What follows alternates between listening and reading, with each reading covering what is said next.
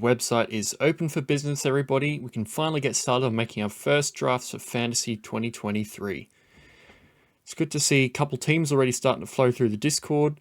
Good discussion. But the one topic on everybody's minds is the prices. What's going on with some of these prices? So we can see somebody like Cleary, he's more expensive than Cook, but he's averaging nearly 4 points less, 3.5 points, and yet he's 12k more expensive.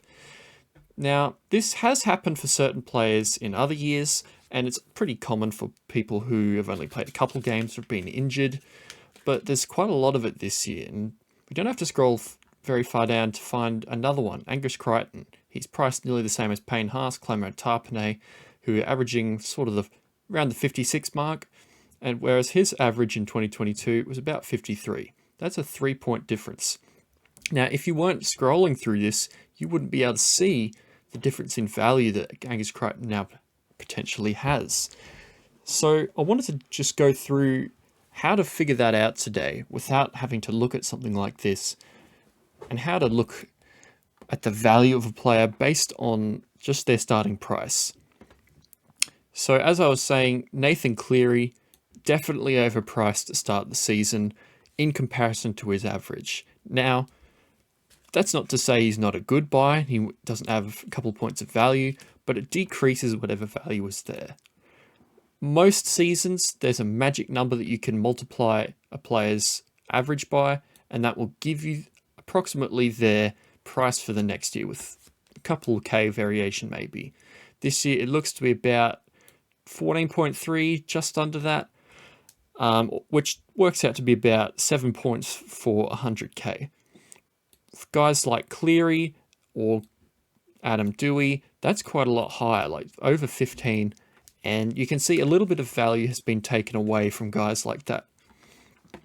So let's have a look at somebody who we can try and calculate this value for, because it can really start to muck up how you look at your team. And if you end up with a couple of these guys, you might actually be 200 or 300k short of where you thought you're going to be, especially when you pick up guys like Josh Schuster, Tom Trbojevic, who might be still good buys, but are going to be a lot more expensive than what you thought they were going to be.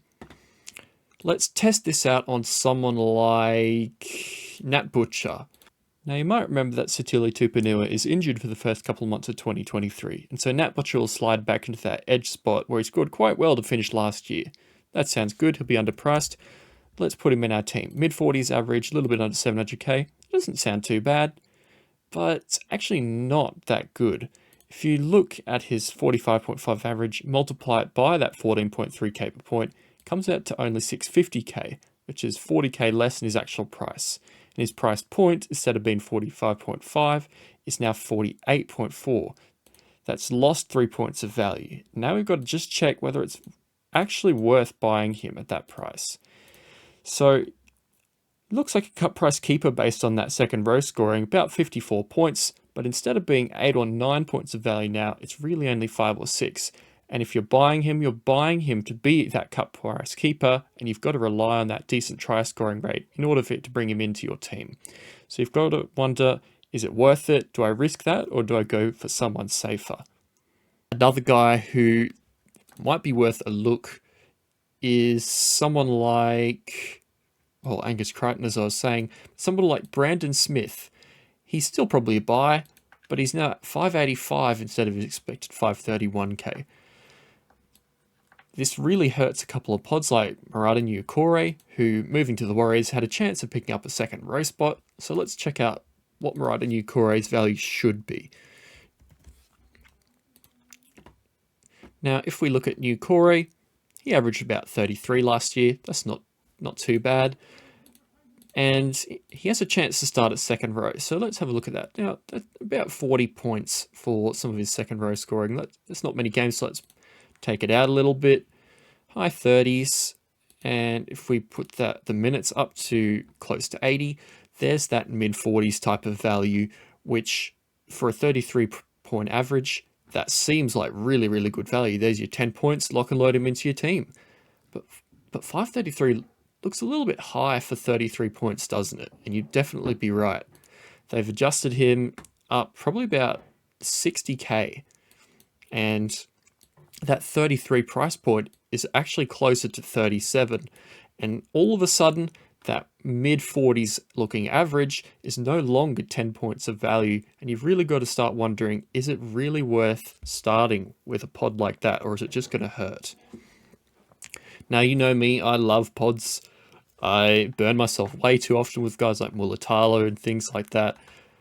But when you're going pod hunting, or even just looking at guys like Schuster and Tom Trbojevic, you're going, is that too much? Should I really be paying 500k for Josh Schuster, who's only played a couple games at 5/8? It's really good to know how much that player is actually priced at in regards to their average versus their price point. You do that by taking that magic number of about 14.3k per point and multiplying it by their average. And if it's pretty close to what their price is, that's pretty safe. That's pretty solid. All of your predictions you make on footy statistics or elsewhere are going to be pretty accurate. But if it's far off or a little bit inflated, you have to start taking into account whether it's worth starting with guys like that. Because if you, say, pick up Dewey, Brandon Smith, Mitch Kenny, Nathan Cleary, and Tom Trbojevic in your side, you're probably 300k in the hole, and your team's looking a lot weaker than you thought it was going to be before the start of the season. So I just wanted to touch on that because it's really important this year, especially with the new salary cap being announced. There's a chance that these prices could be changed again, and somebody like Nat Butcher or Egan Butcher, who are around that 600k mark, could be pushed up to 700-800k, which used to be gun status. Now, I don't know whether that's actually going to be the case. They might leave it at 10 million because I said salary cap's 10 million. And unlike Supercoach, it wasn't said to be a tentative cap. But if that does change, you now know how to go back and calculate how much a player is actually worth and how much value they have to start the year.